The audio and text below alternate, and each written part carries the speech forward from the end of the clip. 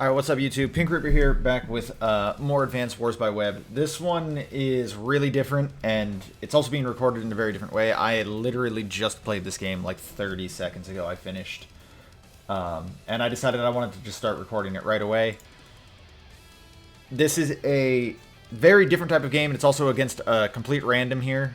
Complete random to my channel, sorry, not to you specifically, somebody McCoy. You are not a complete random. You're just... You're your own man. It's not against C.R.E.A.M. I'm actually in a game right now with C.R.E.A.M. that we've been going back and forth over the last couple days because real life has gotten in the way, so we just kind of take our turns when we can. But I wanted to play another game, so I just jumped into a auto-generated game that an Advanced Wars by Web bot, I believe, just literally creates. And then you can just jump into it, literally just, you know, start playing and ready up, and then it's eventually, I guess, someone will join, and that's what happened here. I got somebody McCoy. What makes this one really different is it's a no CO power game, so there is no daily abilities, day-by-day abilities, then there's no CO powers, no CO superpowers, so your CO does not matter. I'm playing Sasha because Sasha is waifu, and he's playing Hachi because Hachi is probably also waifu. Taking a quick look at the map, this is a no HQ map. That means we have labs each. When I was first looking at this map, I didn't realize there was a second lab in each corner. I just thought it was these two right here in the center, which are easily super contestable. Like, look how close we have our original factories, like our starting factories, to these labs right here. Like, it's very easy to get to these very quickly. So, when I realized, like, you know, after turn one, I'm like, oh, there's another one up here. Okay, that's a little better, because this is closer to having like an actual HQ. This is like where your HQ would be on the actual map. And then we have single comm towers each and single airports each. The airports are uncontestable. Realistically, if someone wants to start capping that airport immediately, they can just do it. The line would usually be like right here to here, and then just start capping there. And there's no way I'm getting all the way to the other side of the map, you know, from either of these two factories at least. So, uncontestable airports. The comm towers actually are contestable because of how close these factories are. This is a very small map. What is it? 18 by 18, I think? Yeah. And you've got factories seven spaces in towards the center, you know, 9 being dead center. So this is you know, this is actually very close. You could contest it theoretically. So the comm towers are up for battle. So I'm gonna just jump into this really quick. The obvious, you know, infantry spam here in the beginning. I do not move directly to the comm tower first off, and neither does he. That's because this early in a turn, you want the money more than anything. The comm tower doesn't generate any money, so there's no point in moving to it immediately, like turn 1. But here, oh, sorry, I went a little too far there. Here's where things get weird to me. He, on turn 2, immediately builds a recon. Now, that tells me what he's planning to do here is try to contest these buildings here. But I did not have to, like, necessarily immediately answer that. Because of the heavy planes right here, he can't get here in one turn. So, what I do is, I build a mech down here, not to fight that recon at all. That is just because I can't get to this city in a single movement with an infantry. It's 4 spaces away, so the mech is better. Because it's just a stronger unit, and I mean, it takes the same number of turns. So he moves his recon up, which is exactly what I expected him to do. I move my mech down here just in case for some strange reason he's deciding he's not actually going to contest the comm tower. He's going to try and move down here and, you know, try and fight whatever comes out of this factory. Because you can do that. Like, he can come down here, and then if I try and build out of this factory, I have to build an answer to the recon, and that's it.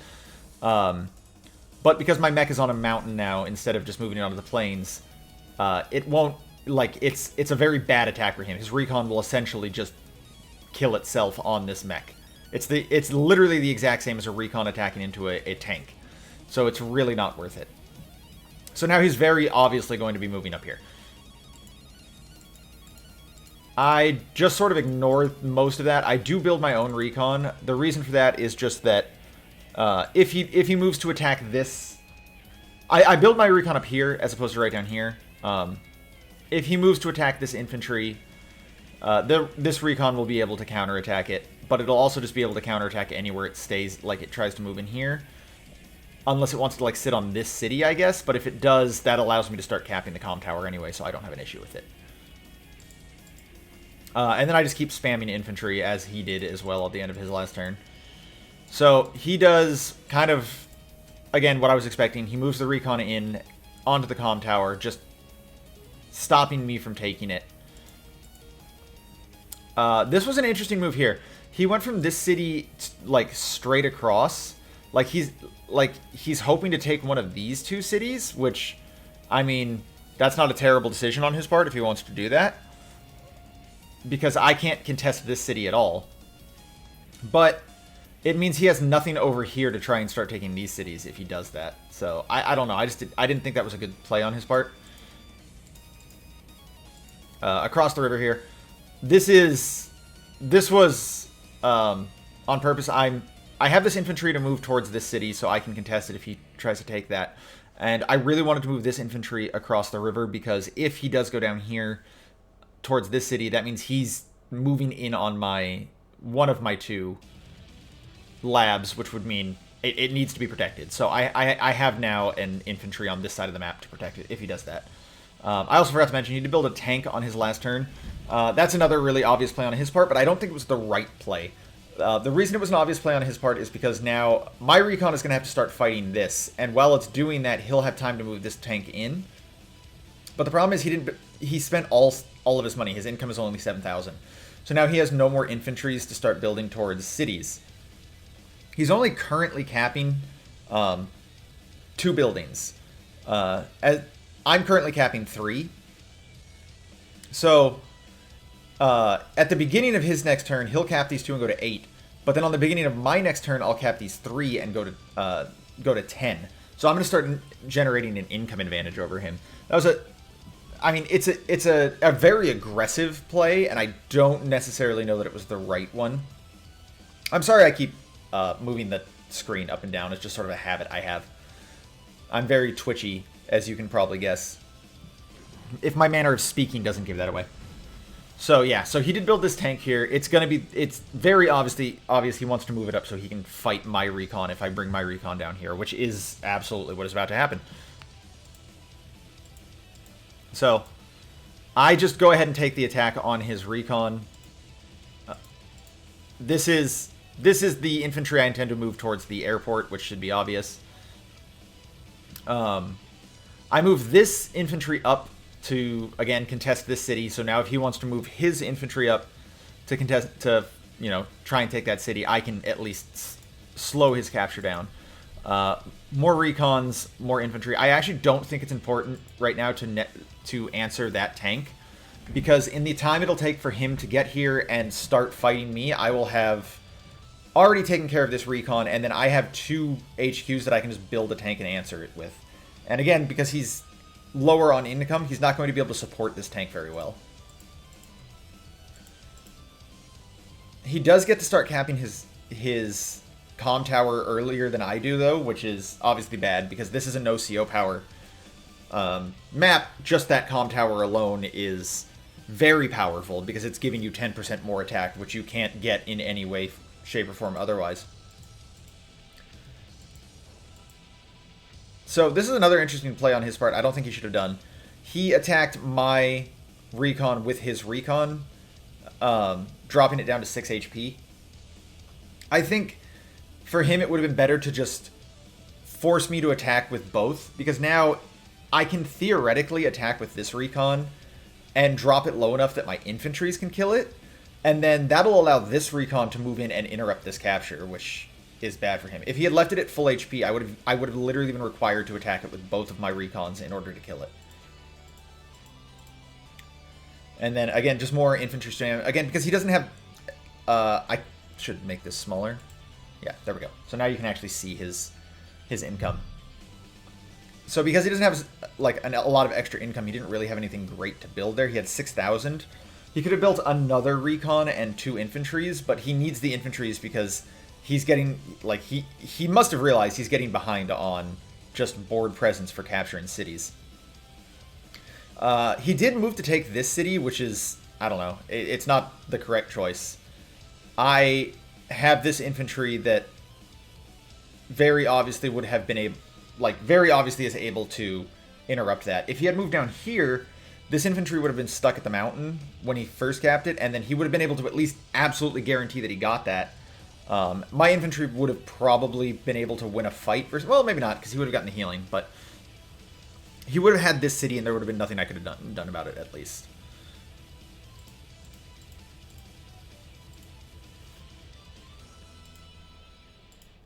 So, unfortunately, I don't get the roll I want here on this recon, so I do end up having to fight it with both my recons. If I dropped it down to 2, I could have killed it with these two infantries and interrupted this capture, but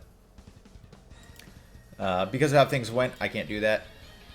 So instead, I just start capturing the comm tower. Now, he can obviously attack my infantry to interrupt that, but it won't kill it, and because I have another, like, because I have more infantry here, and because obviously I'm going to build a tank to answer that, I will get this comm tower over the next 2 turns no matter what. Move to interrupt this capture. Again, just slowing down his funds. I already have a large advantage on him, and because he's only capturing... he's actually only capturing 2 fun-producing buildings right now. The comm tower doesn't produce anything. And because he's not going to get this one no matter what next turn, he's going to end up with 9,000 to my 11,000, which, again, just fun. Like, on a no-CO power map like this, funds are the thing that, you know, gives you the edge. So I'm doing everything I can to stop him. And then I move this infantry up as well. This will allow me to kill his infantry and just stop this cap immediately with these 2, and then I can start capping it with one of my own. So it'll just be a straight loss for him at that point. So this is an interesting play on his part. He decides to just give up the comm tower and kill that recon instead, which I actually kind of agree with. Like I said, I was going to get this no matter what. He was just going to have a tank right here that was going to get attacked by my own tank, as well as peppered a bit by one of my recons. So that's probably the correct play, just because like I said, I was going to get the comm tower no matter what. And now he's still outside of range of this tank. So that was actually a very smart play on his part. He caps his buildings. And then this is another play I'm not sure I fully agree with. Although I guess it's the same number of turns either way. He moves this infantry down because he moved both of these infantries down. So because that initial infantry that had moved here, that is now all the way over here, didn't move to cap any of these buildings, he has to move these infantries down if he wants to start increasing his income with the cities that he should, like, are his. Like, these aren't neutral cities. These are like orange cities, I should say. Like, these were guaranteed to be his in the same way that these are guaranteed to be mine. The neutral cities are the ones here in the center that we have to actually fight over. So he moves this one down because now this one has to be the one to move towards the airport. And since this one has to move down here to start trying to cap these. Built another tank, built another mech. Again, that's all his money right there, so he... Oh, no, I'm sorry. He built a tank, a mech, and a infantry. I forgot he had 3,000 from the last turn. So, I take my cap on the comm tower. That allows me to deal a little more damage down here. I remember to do that first. I move my mech up. This is to cover this city. Now, again, if he tries to start taking the city with either infantry, I can interrupt it with this mech. It also covers this city. That was the other thing. So with this mech right here, it covers both of these cities. He can actually move here and then move here if he wants to block it, but then he still can't move to this because I can still attack. So, like, I feel like Even though it's it's a small movement unit, I feel like positioning mechs is really important. And now I start getting aggressive with my captures. I cap this city because he has nothing to support this infantry around it. Rather than killing off this infantry. It's low HP. It's not going to be able to do a lot of damage. At best, I think it can deal 1 damage, which obviously will stop this cap or interrupt it. But he can already interrupt it with this one, and that's what I want. He gives up this city. He'd give up this infantry. It would just die on the crackback, and then he attacks in here with this infantry.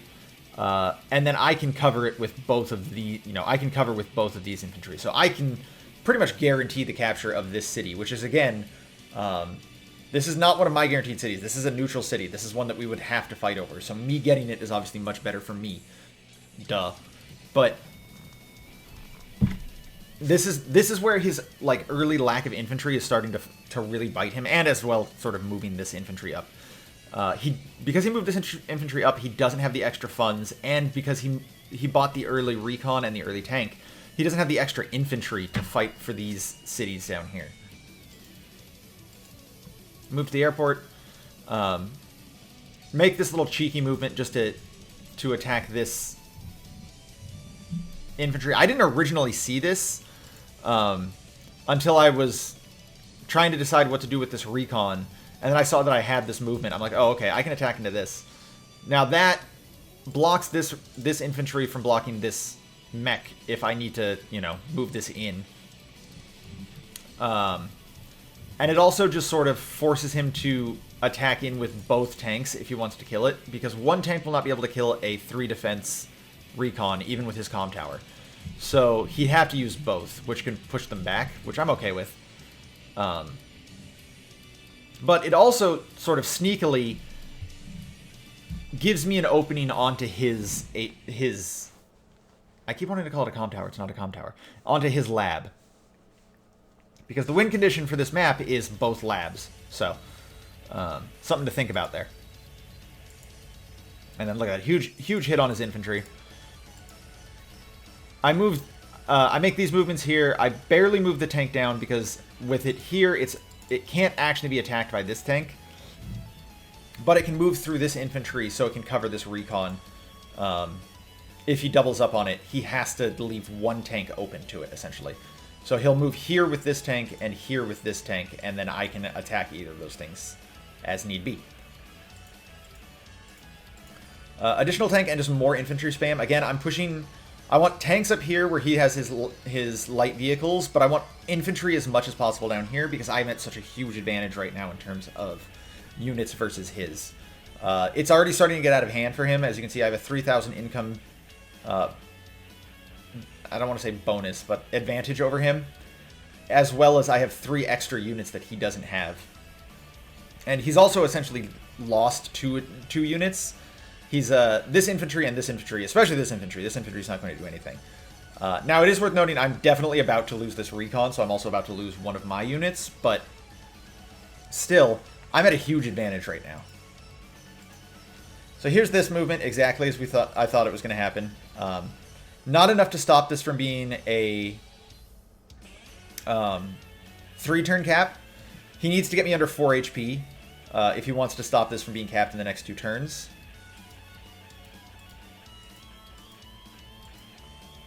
And see, now he's only just capping neutral cities that I already have. So, again, he's kind of far behind here.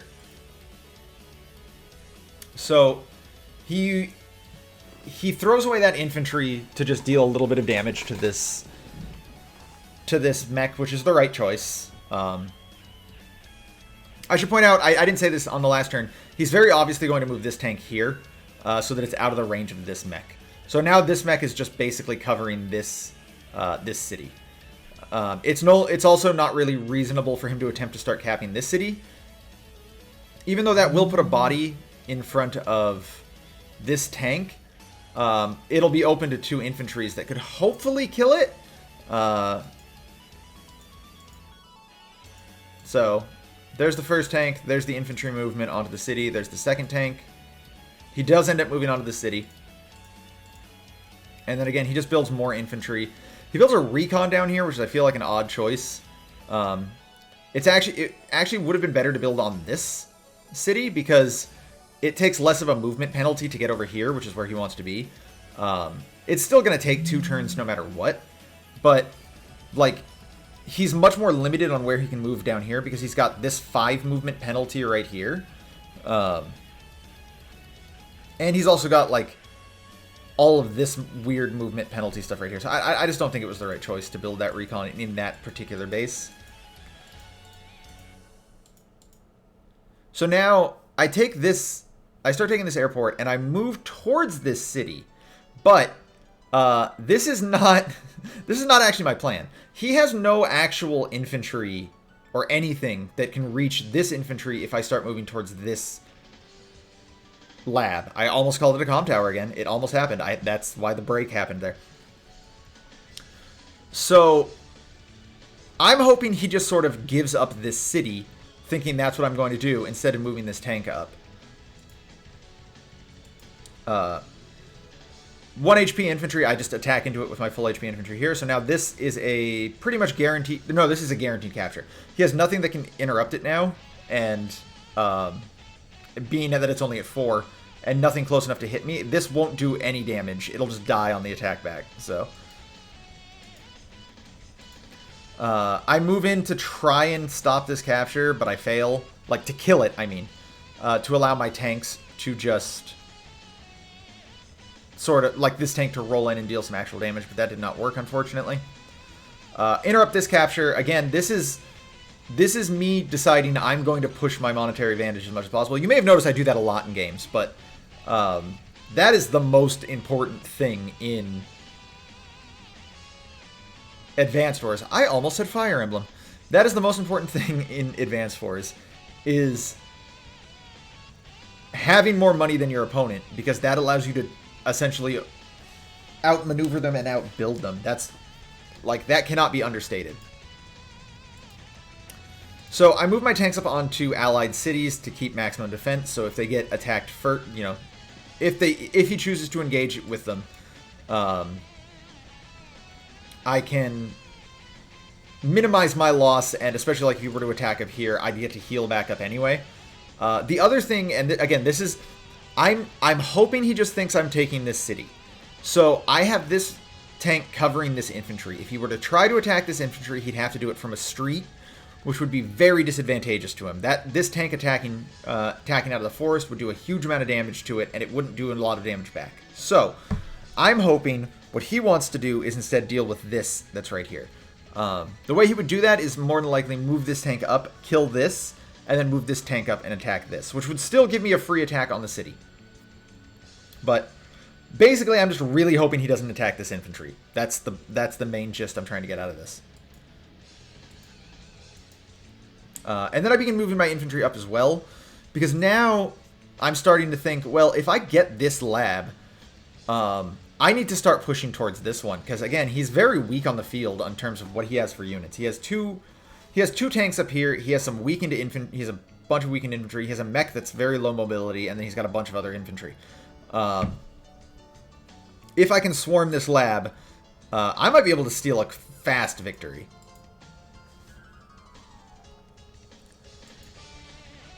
So he moves the recon up, and look, he's like, that covers the city, but like, look at how low his movement is here. He still can't even like cover this infantry, which is very, very unfortunate. He moves to start taking his own airport, and as I expected, he attacks this infantry with this tank on his lab. But what's interesting is he doesn't attack this tank. He instead chooses to attack my mech and kill it. Not a bad play, actually, on his part. But now, as you can see up here, I'm 4 tanks to 3. So I'm not necessarily in a bad situation up here. And again, because his income is so low, he can't really build a lot. So he built a tank, a recon, and then another infantry. So I just go ahead and clean up that that infantry, take my airport, and then now he should start to realize, oh, he's lost this lab. There's no way for him to stop me from taking it. None of his units will be able to get here fast enough. to even attack me before I've taken it. His best bet is to hope he can kill this infantry off and move multiple infantry up here to retake it. But again, these bases are actually pretty far from it, and he doesn't have anything really in this area to do that.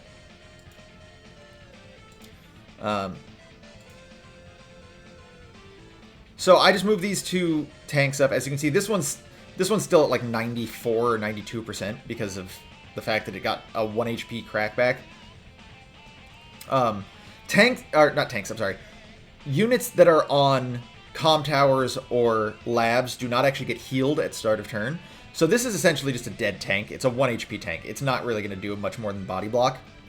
So now it's my, his 2 tanks to my 1 in like 2/3 tank. But I still have these other 2 to move up. Which obviously I start doing. And then I make a cute little play here where I build a body of walls here, so now his recon can't get to this infantry, so this infantry is going to guarantee a capture. He theoretically could kill here with this recon and then kill, or at least interrupt with this infantry, although I think the infantry would die on the return fire. But it wouldn't deal a ton of damage, and then because I have so many infantry around here, I can just join, because they're all low HP infantries anyway. I can join into this one after starting the capture, and then I'll guarantee this capture, even if he gets another attack in with this recon after that. Clean up that infantry. Move this tank down here onto the city. So I positioned both my tanks very specifically. This one's down here, again, just to cover all 3 of his tanks. Like, no matter where these tanks move, if they try and fight these tanks, this one will cover from below, this one will cover from above, but they're also on high defense panels. Not necessarily very important, because I doubt they're, like, these 2 are going to get attacked, but it just covers in case he makes that play. I built an additional tank down here because, and an APC up here. This tank will be able to cover this recon, and also it can start moving up here if need be as well, so it can cover the middle of the map. I went too far. Ignore that. I don't actually know what just happened. So he makes a move into the city here, which is good for him, because now my tank is exactly as dead as his is.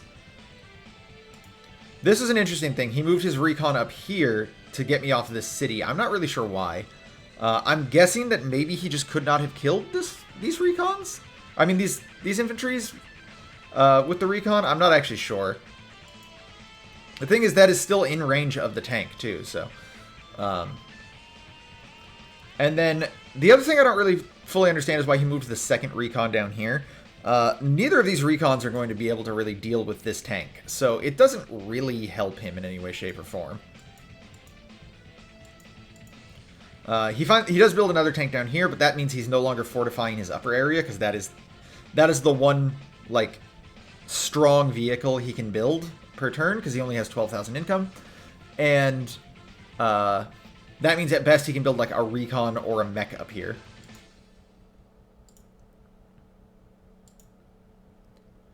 He moves this tank just to body block, which is the, objectively correct choice. But now something fun is about to happen. And let's see if you guys see it. So on my turn, I saw this, and I'm like, oh, I have to do this. This will make Shiny proud. It's probably not guaranteed to work, but it's very likely at least. So I cap the city, start capping this lab, and then I start capping the other lab as well. So this isn't guaranteed to work, but there's a very good chance. So this tank moves up and weakens that tank. This tank kills it. This tank moves down to body block from the bottom. This infantry moves down, or moves up to body block from the side. So now I'm fully body blocked. The thing is, the big issue is, what I really wanted to do was move this tank down into this spot.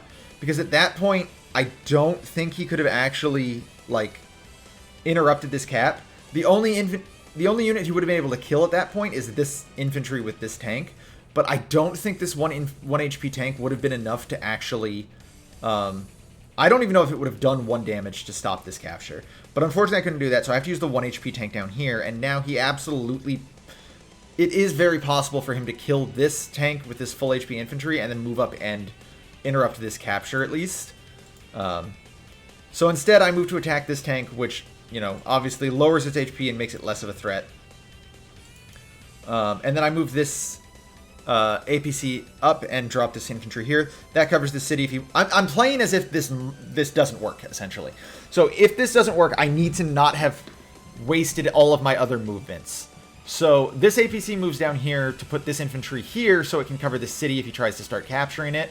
And also just allows me to start weakening that infantry so he can't start moving to take this lab back.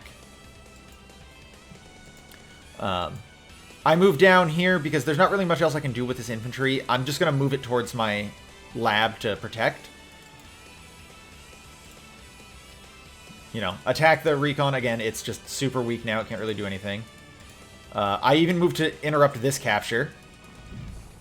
So now because he's at 5, he'll drop it to 5 again, but then I can just kill him on the next turn. Even if he uses this tank to support, like if he attacks this infantry or kills this infantry, I'll still be able to interrupt this capture. I build a helicopter. I'm not 100% certain if this is the correct move or not, but obviously on this particular board, a battlecopter is very strong. There's nothing he has to deal with it. And he doesn't have a good way to answer it, because if he builds his own battlecopter to answer it, he doesn't build anything strong up here. So he uses this uses this recon to damage this infantry. Tank-on-tank combat. He does start moving towards that city as I expected. He's moving this infantry up to try and do something to this infantry, but it's not going to matter. And then, as I expected, he does get that killed with the full HP infantry. But what's a mistake that he made is he did not move this infantry up to attempt to stop this capture.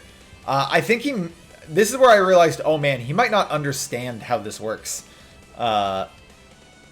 He might not have realized that with no HQs, labs are how you win a game, which is really, really unfortunate. This is a huge mistake on his part, because now obviously I have won. The game is over. He can't do anything about it. Had he actually attacked this infantry, what most likely would have happened is, let's do a calc real quick actually. Andy's good. Andy has no has no day-to-day power, so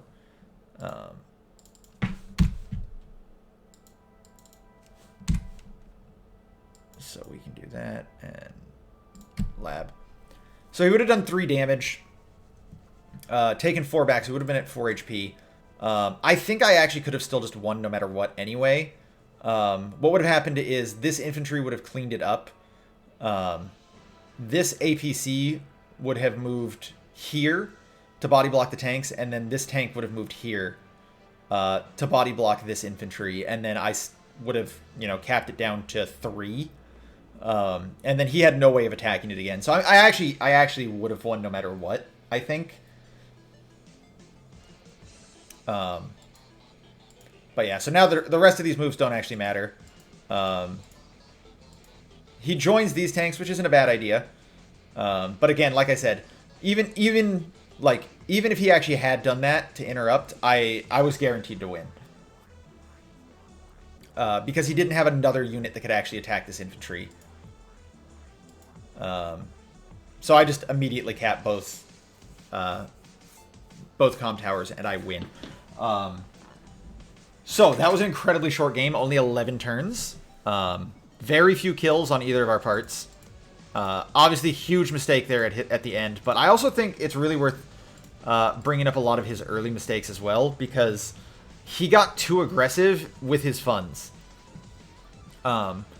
Infantry So there's a belief, I feel like, between Advanced Wars player that infantry are the most important unit in the game. I don't necessarily agree with that, actually. Despite the fact that infantry are how, obviously, you generate funds. You can't cap cities without them. And despite the fact that infantries are one of the ways you can win, that's how you cap HQs, I think their value is very dependent both on the size of the map and, obviously, how long a game has gone on for.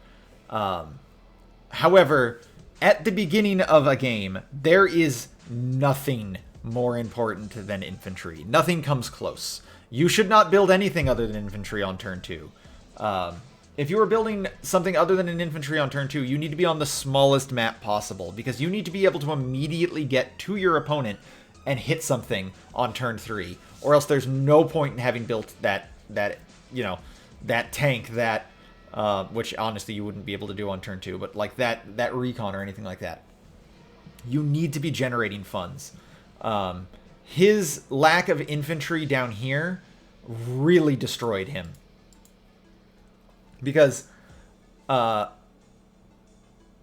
allowed, like, my infantry just literally just only existed to cap stuff. I dealt with the problems he was making, this recon, this tank, later, because it was going to take time for them to get there, and in that time I can start generating more funds. The other huge mistake he made, I think, was moving this infantry up. This was, part of what I talked about in the first video, is your capture lines. He has you have a great line with this series of 3 buildings here with 1 infantry. But instead he decided to push really hard towards this city that he literally is incapable of taking. I already have a unit right there to fight it. I have this unit here. Like, there's no point in doing that. Those are very big mistakes that you can't make. I'm also wondering if maybe he didn't realize right away this was a no CO power match. But again, that's like mistakes you can't make right there. In terms of like things I did that were mistakes, I actually think I played incredibly well. Like, that's the main reason I wanted to upload this. Like, I don't usually play as well as I did in this game. The one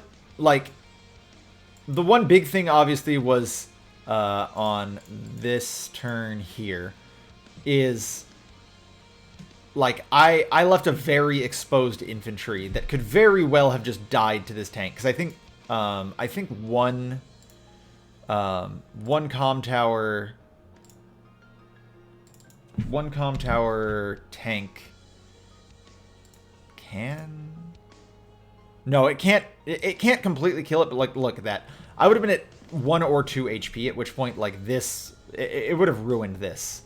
Obviously I feinted as well as I possibly could here. I kept a tank in range to be like, if you move up here, obviously you're getting really threatened down here, and then it'll die to this tank, and you don't want that, right? So, like, I positioned as well as I could there, but it was still, like, a dangerous choice to just leave that infantry exposed there. Especially when I could have actually just moved up here. At which point, I actually think he couldn't have reached it. Yeah, he actually would not have been able to reach that, because 1, 2, 3, 4, 5, 6. Yeah, he actually could not have reached up here if I had just moved there. So this was a big mistake on my part.